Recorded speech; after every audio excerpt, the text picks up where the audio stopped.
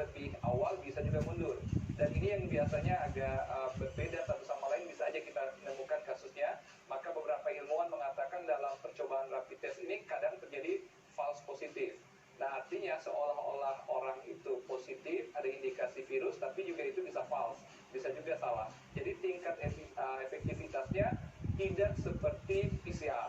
Walaupun ini sangat berguna untuk melakukan proses konfirmasi lebih awal supaya predictable dalam kita perhitungkan pendekatan epidemiologi pengendaliannya ke depannya. Baik, saya nanti setelah jeda akan bertanya lagi. Tadi dikatakan efektivitasnya masih sangat riskan untuk mendapatkan kepastian dari jumlah kebenaran dari oksigen dibandingkan dengan PCR ya. Baik, nanti kita akan sambung kembali setelah jeda berikut. Kita akan lanjutkan perbincangan terkait dengan rencana Presiden Jokowi untuk melakukan rapid test terhadap COVID-19, terutama bagaimana tadi pernyataan dari Mas Hermawan bahwasanya ini sebenarnya adalah langkah awal untuk bisa melihat kemungkinan orang tersebut memang terinfeksi oleh virus COVID-19 ataupun virus lain. Sedikit Mas Hermawan terkait dengan masalah protein ini tadi ya.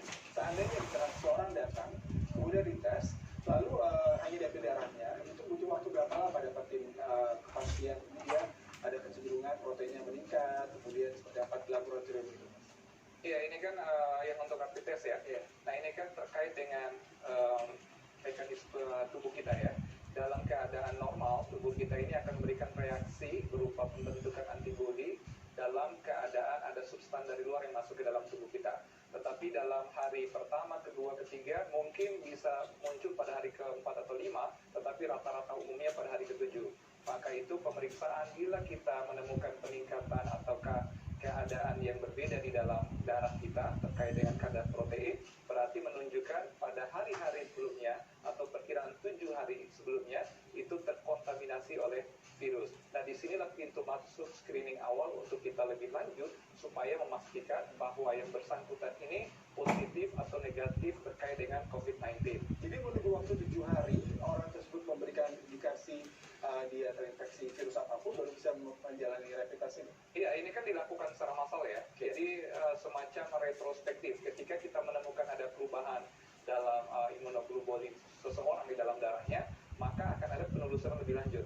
Bagaimana kejadian sebelumnya? Atau memang bisa jadi sama sekali kita underdetected karena memang ada kelemahan tadi. Ada sisi yang belum tentu memang dia sangat efektif bila dibandingkan dengan model PCR.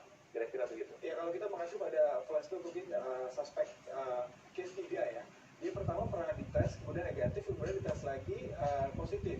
Nah, ketika kita menggunakan rapid test seperti ini, asumsinya apakah saya datang untuk minta dites setelah saya merasakan gejala 7 hari demam, kemudian juga batuk-batuk, pilek, kalau tidak ada 7 hari tanda-tanda itu saya nggak bisa ngambil tes ini? Ya, memang ini kan diutamakan bagi mereka yang merasa khawatir, tentu dengan perasaan atau gejala yang mereka rasakan. Tapi kalau orangnya baik-baik aja, sehat, kemudian dia tidak pernah berkontak dengan orang yang berisiko, tidak juga mobilitas ke luar negeri atau ke daerah yang memang terpapar, ngapain juga gitu. Artinya kita juga harus sadar dan cerdas dalam menyikapi walaupun pemerintah menetapkan ini secara proaktif yang disebut dengan mass rapid test tadi. Tetapi kita sebagai masyarakat juga harus mawas diri, sadar diri dan teredukasi. Bagi mereka yang merasa pernah bermobilitas kepada daerah-daerah yang rawan, apalagi disertai gejala seperti umumnya yang kita sudah ketahui, batuk pilek, kemudian disertai juga dengan demam segala macam. Nah, inilah orang-orang yang diperuntukkan untuk pemeriksaan semacam rapid test ini. Tetapi tentu saja dalam konteks keseluruhan penanganan COVID-19, ini bagian dari percepatan dalam rangka mendeteksi faktor risiko di tengah masyarakat. Yang paling penting adalah langkah pemerintah secara objektif dan tepat untuk menentukan langkah selanjutnya ketika ada peningkatan dari orang dengan pemantauan menjadi pasien dalam pengawasan dan probable to case confirm atau tidak untuk COVID-19. Nah, ini maksudnya bisa jawab. Mas Dudi terkait dengan tadi ya, kalau sudah ada 10.000 alat mass rapid kitnya udah ada gitu untuk dites, misalkan disebar, lalu pertama 20% lebih positif misalkan, lalu ada perubahan peningkatan status dari orang-orang orang dalam pengawasan, kemudian pasien dalam pengawasan, dan suspek. Seberapa sih pemerintah menyediakan fasiliti seperti halnya mungkin dari ruang isolasi, ventilator, kemudian juga aparat medisnya sendiri, Mas? Dengan pasti ada lonjakan pasti sangat signifikan.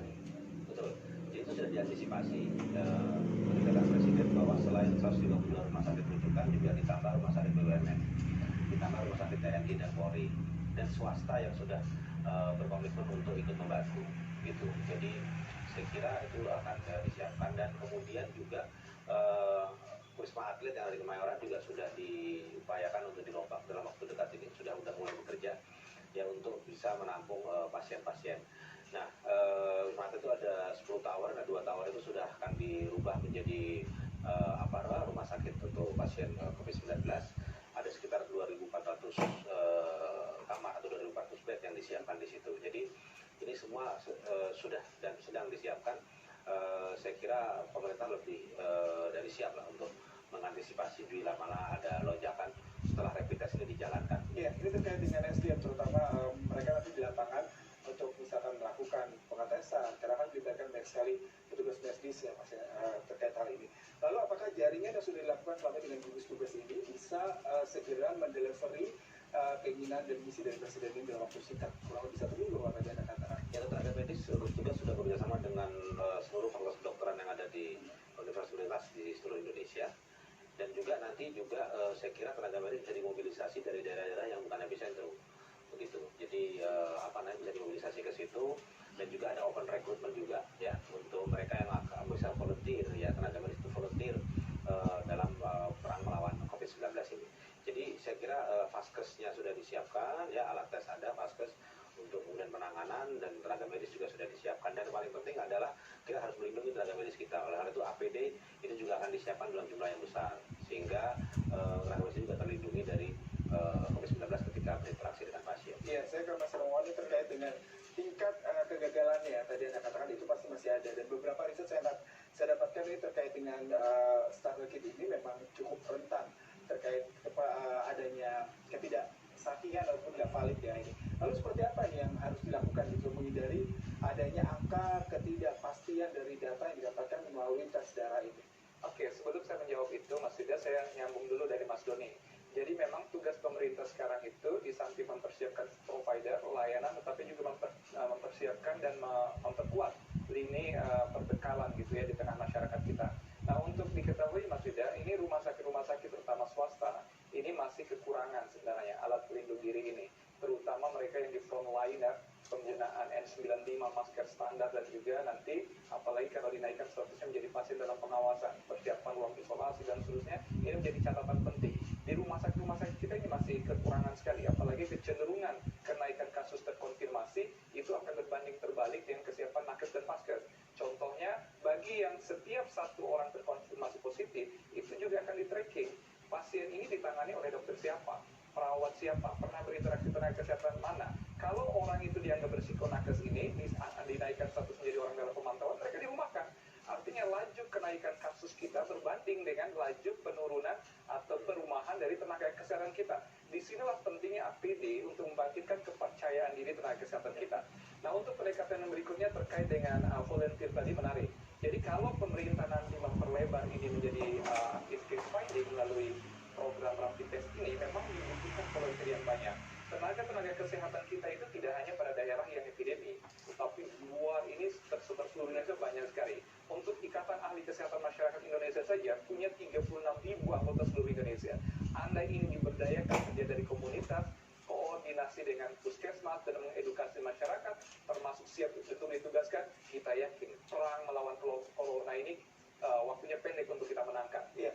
Nah, tetapi balik lagi ke pertanyaan Mas Yuda yang tadi, memang terkait dengan efektivitas, kita tidak mengejar sejauh mana efektif untuk memastikan corona, tetapi faktor awal kita untuk mendeteksi di area-area berdampak dan berisiko itu jauh lebih penting, karena mengandung unsur atau dasar epidemic analysis base gitu ya, terkait dengan daerah-daerah berdampak untuk kita prediksi pola sebarannya kemudian ke arah mana.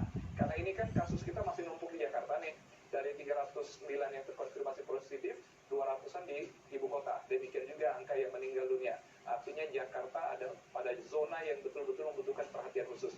Disinilah tadi kebutuhan kita untuk melakukan percepatan pendeteksian, tetapi juga kita menyiapkan konsolidasi untuk nakes dan pasien kita. Ya, saya ke Mas Doni lagi terkait dengan kesehatan dan bagaimana pengadaannya. Kalau tadi Anda katakan selain pengadaan alat untuk melakukan rapid test yang secara massal akan segera didatangkan, juga ada alat kesehatan dalam artian seperti tadi 95, kemudian juga pelindung diri para petugas medis maupun para dokter. Apakah ini memang dipastikan akan ikut juga dalam anggaran yang sudah diagendakan dalam pemerintah terkait hal ini? Pasti ya, dan dengan status tanggap darurat ini, maka gugus tugas dalam hal ini BNPB ya, itu bisa mendeploy dana sebesar 5 triliun siap pakai ya, jadi dana cukup ya untuk kemudian kita mendapatkan alat-alat yang dibutuhkan ya, terutama yang saya ingin tekankan lagi untuk tenaga kesehatan, karena mereka frontliners ya, kita juga harus memberikan perlindungan buat mereka sehingga mereka tidak mengalami demoralisasi. Nah, ini menjadi sangat menjadi perhatian utama pemerintah. Bahkan Presiden juga sudah menginstruksikan ke Kementerian Keuangan untuk memberikan insentif keuangan bagi para tenaga medis yang ada di frontliners ini. Dan ini saya kira perhatian yang cukup besar dari Presiden terhadap mereka yang berjuang betul-betul di garis depan. Ya, kemudian terkait tadi ada sumber daya ya, terkait dengan bagaimana manpower-nya ini ya. Kalau tadi ada kan 36.000 lebih ya. Nah, untuk dari IAPMI saja, dari Ikatan Ahli Kesehatan Masyarakat 36.000 siap. Lalu bagaimana dengan, apakah ini hanya melibatkan para pegawai ataupun para mahasiswa kedokteran dari universitas negeri, ataupun semua dari pihak swasta juga bisa dilibatkan seperti ini? Ya, tadi ada open recruitment, jadi siapapun kemudian bisa mendaftar sebagai volunteer untuk menjadi tenaga kesehatan, begitu dari manapun. Ya, jadi ada yang memang direkrut dan ada yang kemudian mendaftarkan diri. Nah, ini saya kira jumlahnya akan cukup besar. Ya, tapi Mas Doni, ini terkait dengan adanya stigma COVID-19 ini kan menular, dan banyak informasi di lapangan pihak swasta, mungkin rumah sakit swasta dia mau menerima pasien, kemudian dokter-dokter juga masih sangat khawatir mereka terpapar karena tadi alat kelengkapan untuk mengamankan mereka dari paparan COVID-19 ini tidak terlalu memadai. Ini membuat tidak banyak yang manpower mau terlibat, apalagi kalau nanti dalam artian ini bentuknya volunteer. Lalu seperti apa pemerintah bisa memastikan bahwasanya oke, ini SDM-nya tersedia dan juga mereka ada payung hukumnya? Apakah memang harus sampai seperti itu, pemerintah harus melakukan tindakan yang tegas seperti itu gitu, mengharuskan mereka? Kalau untuk volunteer saja mereka mendaftarkan diri ya, dan pemerintah menjamin bahwa semua peralatan yang terkait dengan perlindungan mereka itu disiapkan. Itu yang paling penting sehingga mereka juga merasa aman. Dan Mas, ini saya kira kabar baik bahwa ternyata banyak putra-putri kita yang tergerak gitu untuk membantu. Jadi merasa bahwa ini persoalan-persoalan bangsa yang harus diselesaikan. Ya, ada seorang bapak cerita ke saya, dia agak sedih tapi juga bangga karena anak putrinya baru lulus dari fakultas kedokteran, dia langsung mendaftarkan sebagai volunteer. Jadi punya jiwa patriotisme yang cukup tinggi ya dalam hal ini untuk memerangi COVID-19. Ini saya kira satu hal yang baik ya, bahwa ini ada semangat kolektif di bangsa ini untuk bersama memerangi COVID-19, terutama dari frontliners ya, tenaga-tenaga medis, dan pemerintah akan mengapresiasi betul dan menghargai setinggi-tingginya mereka yang bergerak di lini depan ini. Oke, berarti nanti akan ada open recruitment seperti itu, ataukah memang nanti masing-masing pemerintah daerah bisa secara inisiatif mereka membuka volunteer lowongan? Ya, tentu saja nanti untuk daerah yang epicentrum ya, ketika terjadi kekurangan ya, daerah-daerah yang mungkin tidak misalnya epicentrum itu kemudian bisa mobilisasi tenaga medisnya. Jadi kita saling bantu-membantu lah, gotong royong, yang membutuhkan ya itu dibantu oleh daerah lain yang mungkin ada surplus tenaga medis yang bisa dimobilisasi ke daerah tersebut gitu. Oke, kalau terkait dengan manpower-nya sudah cukup jelas, kemudian juga alat kelengkapan kerjanya bisa memberikan mereka merasa nyaman, mereka merasa cukup confidence ya, karena keselamatan mereka terjaga. Lalu Mas Hermawan, ini terkait dengan masyarakat sendiri ya, apakah semua orang bisa serta-merta? Nanti kan mereka pasti berbondong-bondong, wah saya kemarin aja mendengar banyak sekali orang datang ke rumah sakit untuk memeriksakan diri secara sukarela, lalu ini diberikan metode yang sangat massal. Apakah ini juga nanti tidak chaos seperti itu? Bagaimana Anda bisa mendeskripsikannya? Ya, inilah yang harus diantisipasi dengan kebijakan turunan tadi ya, melalui pemerintah, terutama di gugus tugas. Bagaimana mengefektifkan kesiapsiagaan pemerintah ketika kebijakan ini betul-betul implementasi di lapangan. Oleh karena, ya contoh saja ya, masyarakat dengan kepanikannya mulai dari panik bayi sampai panik memeriksakan diri. Yang ada di rumah sakit itu mereka juga rada bertanya kan, ketika dikenakan ada biaya cukup juga mahal kan. Artinya mereka masih mengelirkan duit out of pocket gitu untuk membayar. Dan akhirnya muncullah kontra opini segala macam. Ini kita dalam keadaan wabah seperti ini kok masih mahal segala macam. Karena masyarakat kita panik.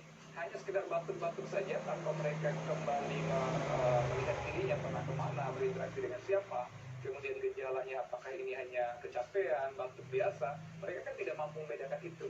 Tetapi sebagai panik di saat awal itu kita anggap wajar sebagai psikologi publik. Yang menarik ini kita lihat ke depan. Ini kan kita sudah melewati masa masuk minggu ketiga sekarang. Nah, kejadian yang di Jakarta sekarang ada 200 lebih yang terkonfirmasi positif. Kalau kita flashback sejak tanggal 2 Maret kita positif case 1 dan 2 ya. Artinya daerah 15 provinsi lain saat ini yang sudah terpapar ini kan sebenarnya posisi Jakarta 2 minggu yang lalu, sekitar tanggal 2 Maret itu.